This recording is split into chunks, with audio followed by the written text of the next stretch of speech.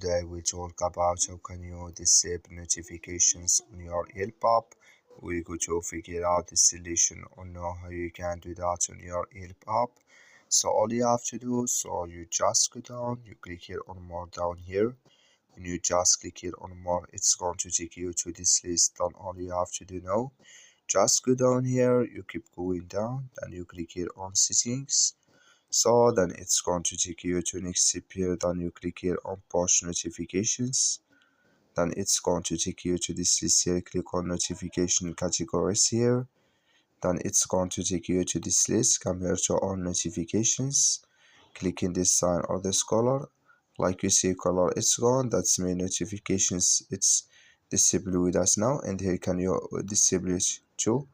So and here the like you say notifications disabled with us now here from friends and from Yelp and their reaction to your post.